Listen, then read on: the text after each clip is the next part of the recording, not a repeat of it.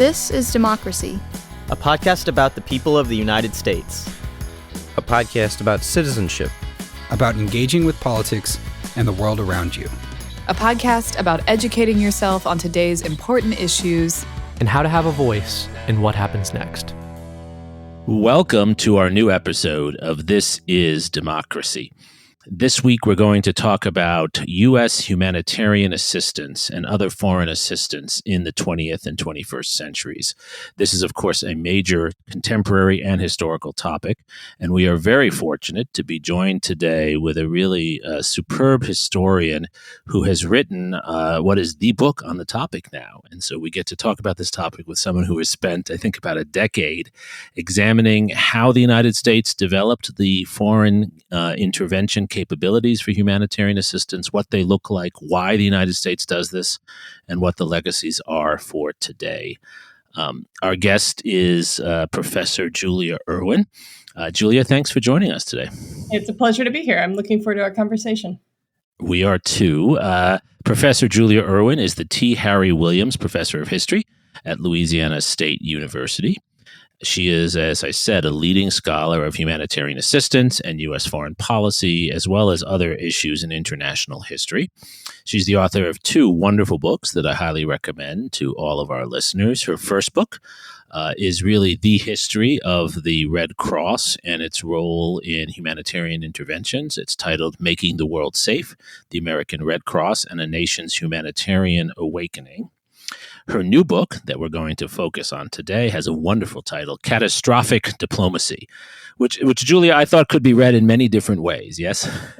Yes, I was hoping for the double or at least triple entendre. Yes. How clever you are, Professor Irwin. The new book is titled Catastrophic Diplomacy, U.S. Foreign Disaster Assistance in the American Century.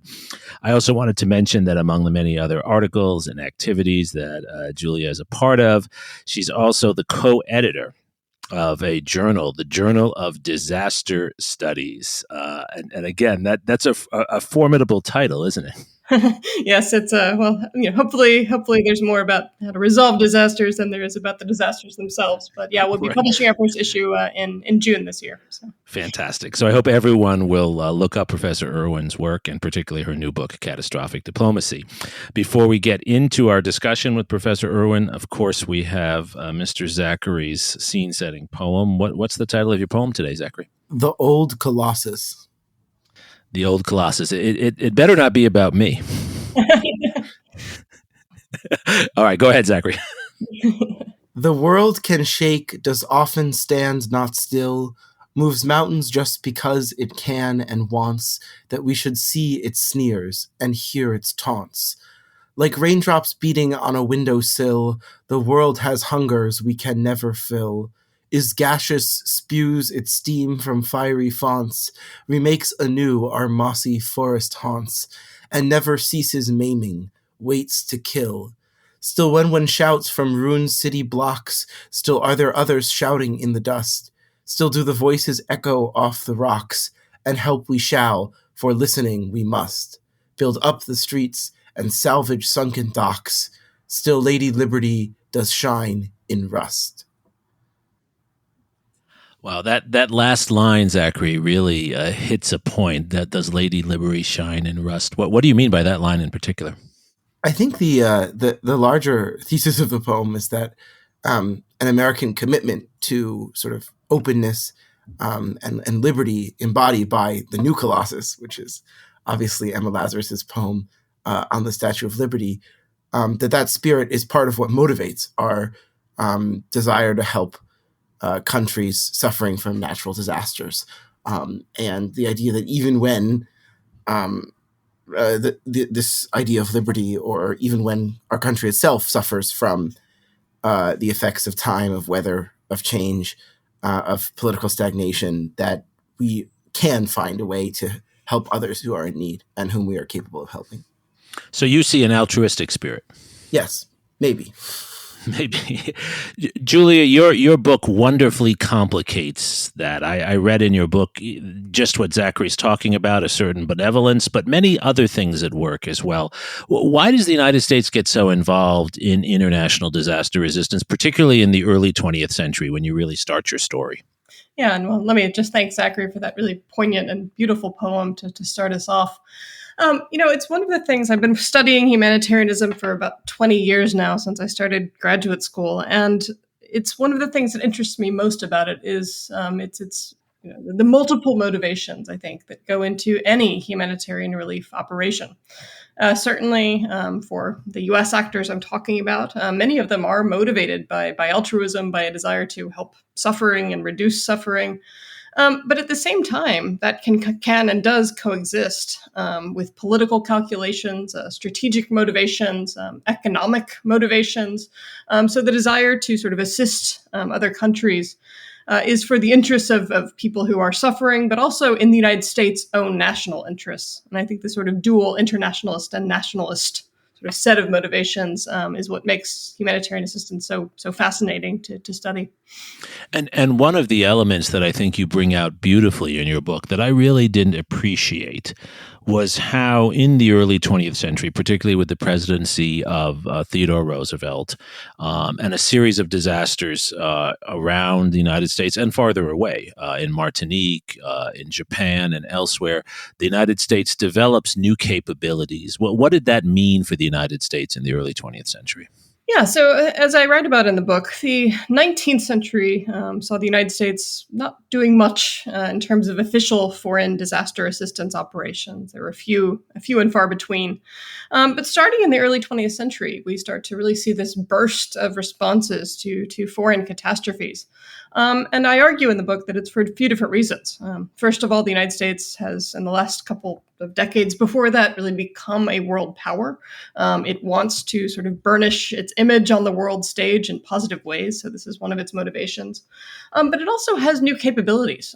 The acquisition of U.S. territories in places like Puerto Rico, the Canal Zone, the Philippines, means that you have U.S. troops stationed in these places, and they can and do respond to disasters in other countries. So the sort of geography has shifted.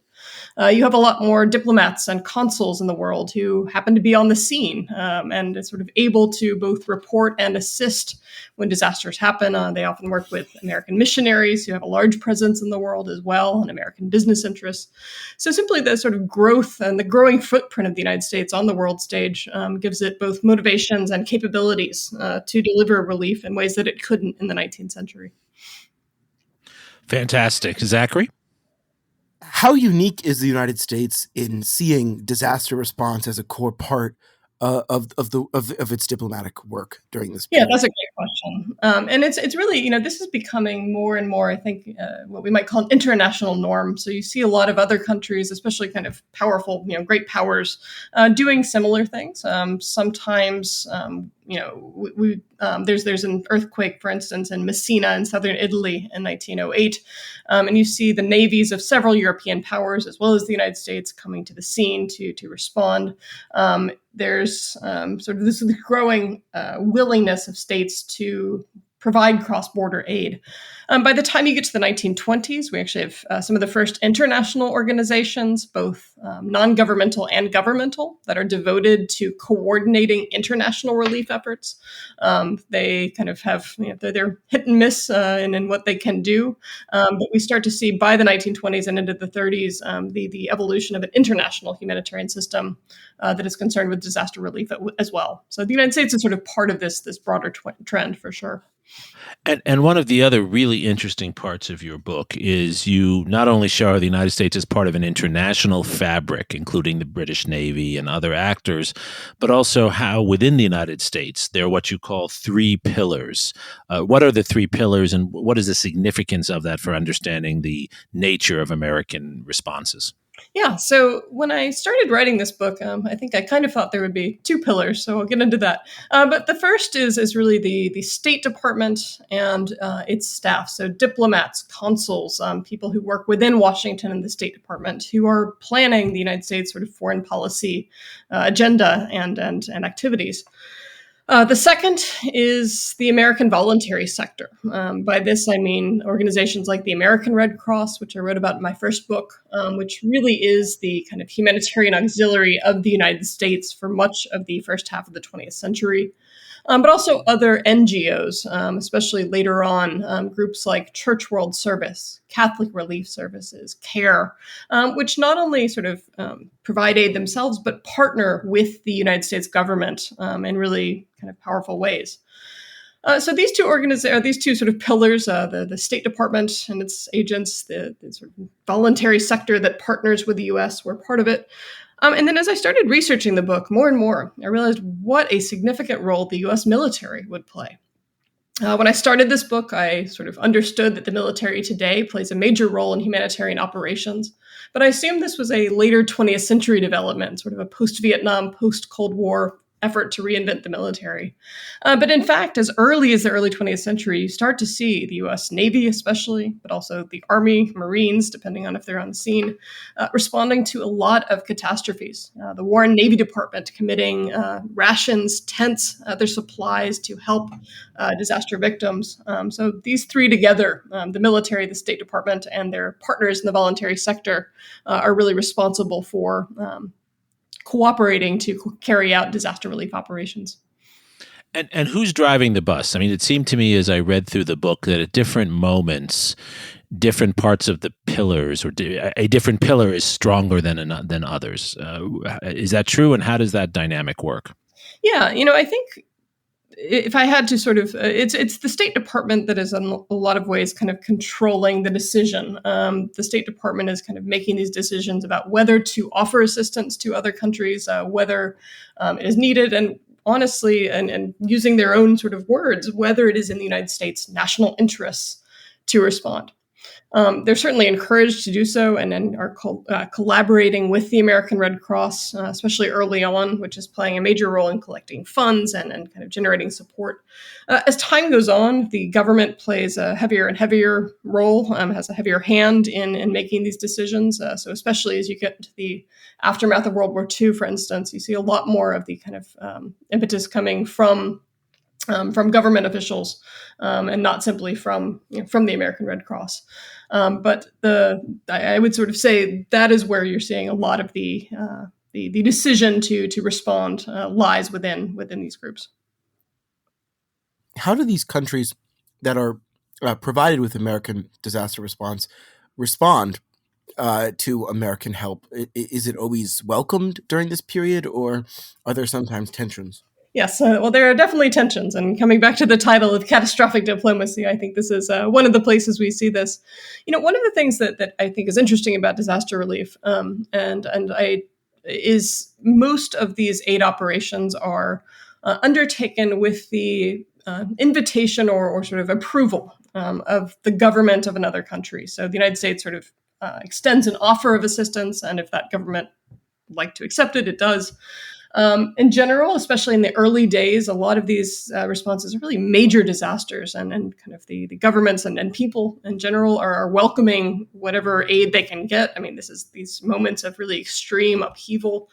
But that doesn't mean that people are simply immediately, grateful and desiring American aid. And especially as time goes by, in a lot of cases, tensions really start to mount. A lot of the American relief workers I write about act with the best of intentions, and some of them are quite sort of culturally sensitive and aware.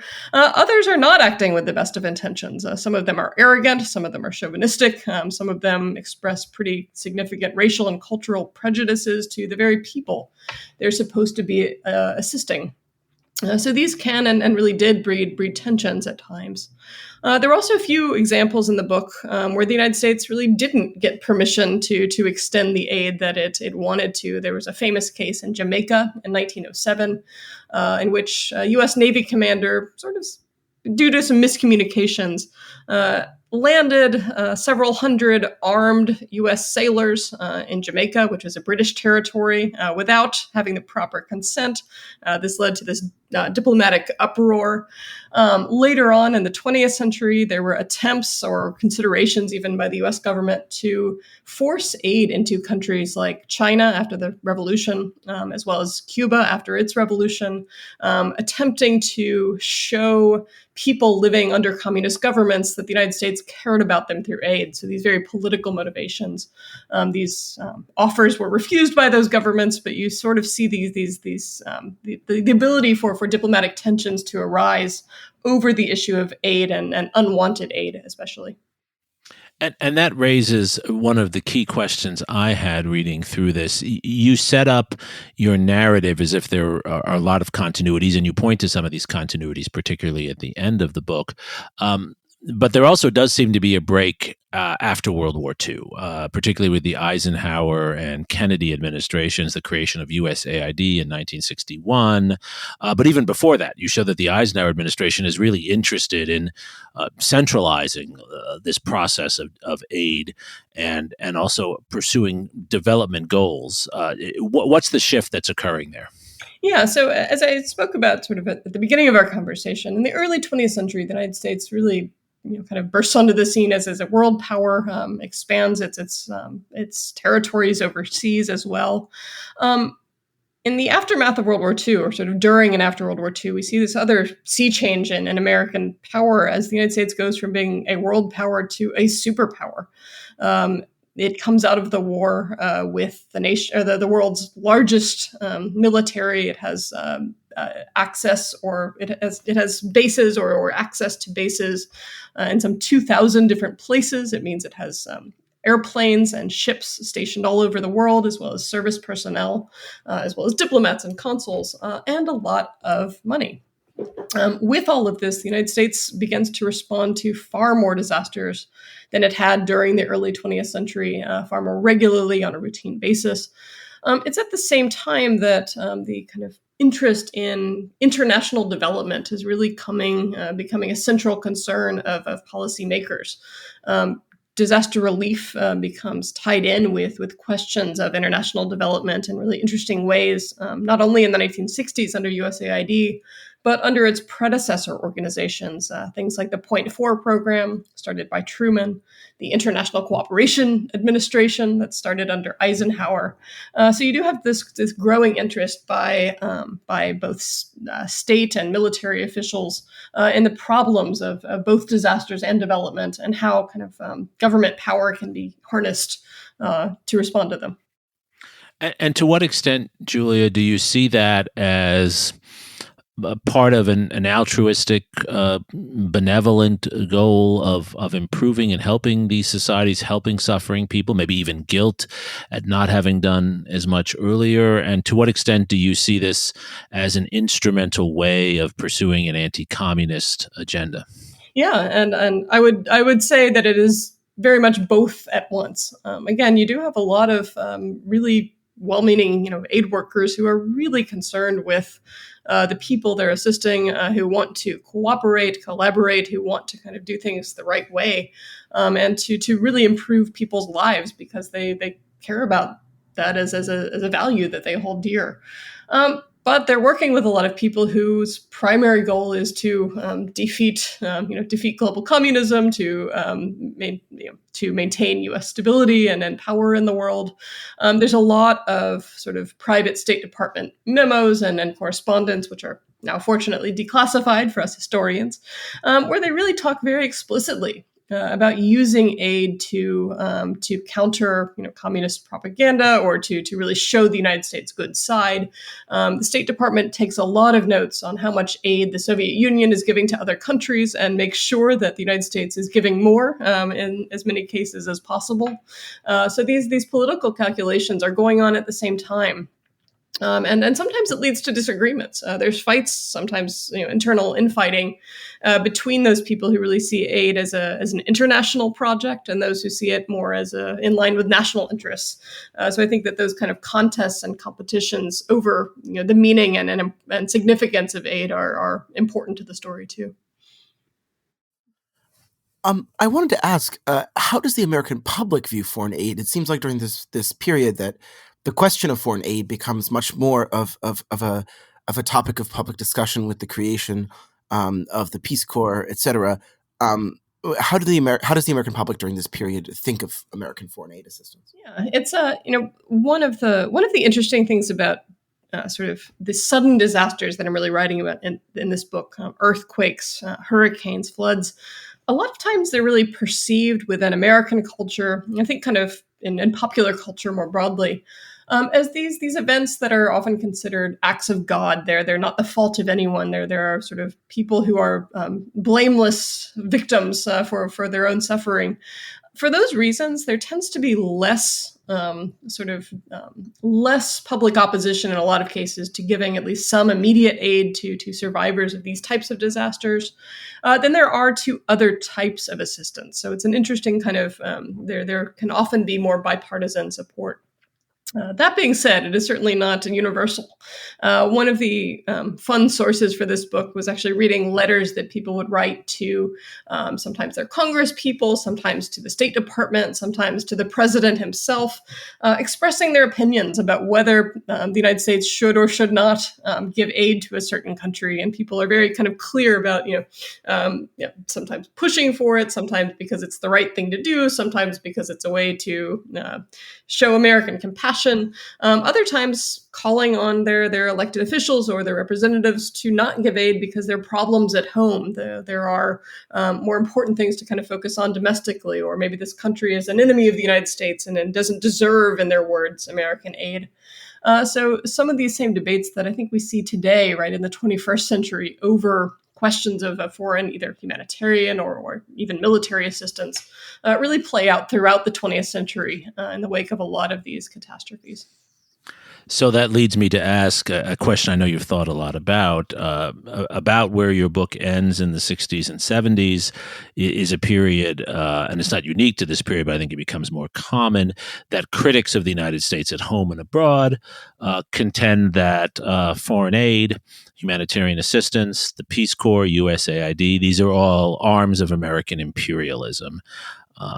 Business interests, strategic interests being promoted in ways that are disguisingly looking like they're about good-natured activities, but really designed to put American influence and dominance in place. What's your response to that?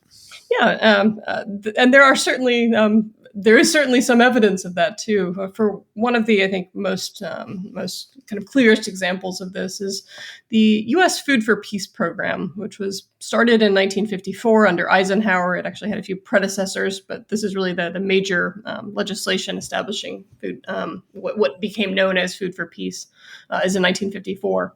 That organization was designed to provide surplus commodities to other countries.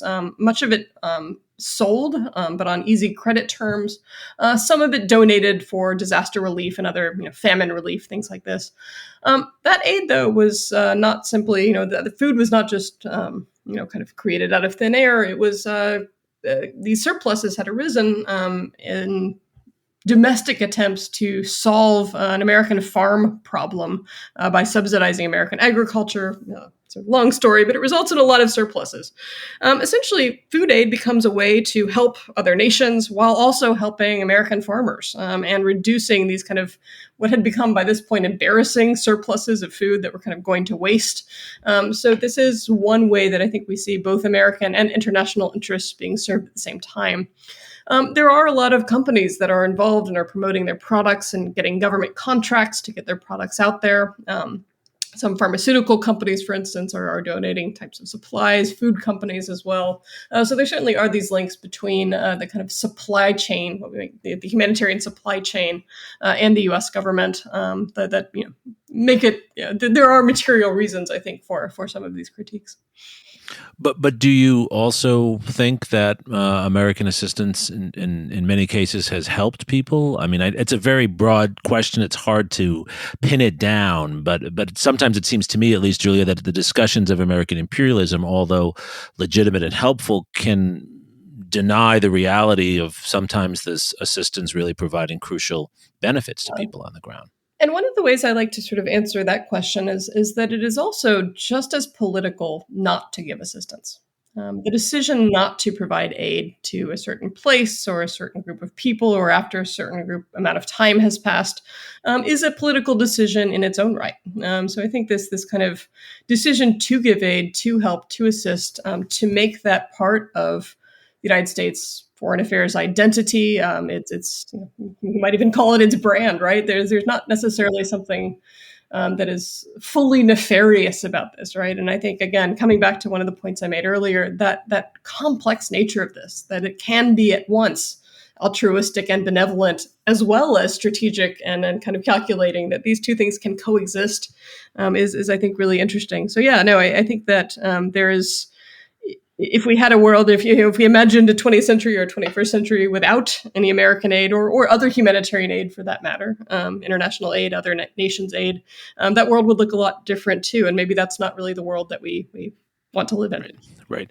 Well, I think that brings us to the question we always like to close on when we have the opportunity to talk to a historian about the development of a process and a set of activities over time. We now come to the present, and of course, these debates, these issues are with us. The Ukraine war has a whole disaster quality to it. We've seen recent earthquakes in various parts of the world where the United States has been called upon and sometimes has responded with a great deal of foreign assistance. Sometimes it hasn't. What are the lessons we take from your book? What would you say to someone who's interested in these issues today, as I know you are? What should we be thinking about when the next disaster occurs? Yeah, what I try to do in the book is to highlight both, one of my grad school advisors called it the warts and all approach to history. It's highlighting the good and the bad. And I, rather than sort of painting this black or white picture, I think there are moments where some of the aid workers, the diplomats in my book, acted with ethical integrity and did worked and cooperated with the people they're talking to, and managed to have a fairly effective and ethical response to a major crisis that really did help people. There are others who didn't. They acted for political reasons. They acted paternalistically. So I think one of the lessons to hopefully take away is that thinking about this history and what went wrong, what went right, can help us hopefully learn from those times it went wrong and make it more right, kind of in the future. And does that mean the United States should be doing more, that it should be targeting fewer places? I mean, one of the narrative elements is that over time the United States gets involved in more and more places, and you imply, you're certainly not the first to imply that oftentimes we're getting into places where we have very little understanding. Mm-hmm. Yeah, I think some of it comes back to, if we want to kind of be effective, right? Aid should not simply be given for political calculations, but we should prioritize the humanitarian considerations first. Where are the places that actually have the real need, the people's basic needs for food, for shelter, for clothing, for and promoting their dignity, right? Should be prioritized, as opposed to making the decisions primarily out of either national interests or kind of political interests. So if we can figure out a way to center humanitarian needs above all, I think that would be one of the best ways to go about it. I'm not quite sure that we will see that anytime soon, but it would be nice if we could imagine a world that way. Yeah, well said. Very well said. Zachary, what do you think? I mean, is foreign assistance, is humanitarian aid, is it something that interests young people who think about international affairs, or are people of your generation too cynical about this? I think young people are very interested in disaster response, disaster aid, as I think they always have been. But obviously it's going to become even more relevant with climate change and the intense weather events that it will bring. I also think it's a great way to understand this warts and all approach to history. I think the topic of international disaster response from the United States is obviously one of a very mixed record. And it's important to be able to sit with those complexities. And I think studying this history offers young people practice doing that, but also a key example of where American presence isn't inherently good, isn't inherently altruistic, but can make a difference and could make a difference. Right. And you think, sorry, go ahead, Julia, sorry. You said very nicely put, Zachary. And Zachary, you think that idealism is still burning in the hearts of young people? I think so. I think so. That's great. That's great. So our final question, Julia, you've written this book on almost a century of U.S. responses to foreign disasters. I'm just curious if you think that this story is actually also relevant for thinking about domestic disasters. Yeah, I mean, that's a very good question. And in writing this book, I did sort of have to draw some lines. There's a lot of differences between domestic and international disaster response, both legal differences, bureaucratic differences. But I think a lot of the same sort of broader lessons can still apply. Why do people choose to give? Why does the government prioritize certain states, certain disasters over others? Why do we often prioritize disaster response over prevention or mitigation or risk reduction activities, which could reduce suffering in the first place? These sorts of questions that I think come up a lot of in the book. Thinking about international questions apply domestically as well and apply to a lot of disaster scenarios. So that would be I think one way to think about it. There's a lot of really great books out there on U.S. domestic disaster aid as well. So I have some wonderful colleagues working on some of these questions too. So. And your answer just highlights why this is so central to our democracy. It's central to the way we think about our place in the world and our foreign policy, but also how we handle our own internal issues and our own internal challenges. And echoing Zachary, in a world of climate change, where weather events seem to be more common, how we handle and help people who are suffering in different parts of our country. Mm-hmm. Yeah, and who we again include as citizens, as people who are have the right and have the right to aid and assistance in times of crisis too. Well, Julia, you've given us really a lot to think about. You've written a wonderful book, and I think your discussion here should only whet the appetites of our listeners for more. I encourage everyone to read Professor Julia Irwin's book, Catastrophic Diplomacy, U.S. Foreign Disaster Assistance in the American Century. Julia, thank you so much for joining us today. Thank you so much for the terrific conversation. I really enjoyed speaking with both of you. And thanks again, Zachary, for that wonderful poem to start us out. Yes, Zachary. Zachary, thank you so much. We're going to be thinking about your poem until our next episode, of course. And thank you most of all to our loyal listeners for joining us for this week of This Is Democracy.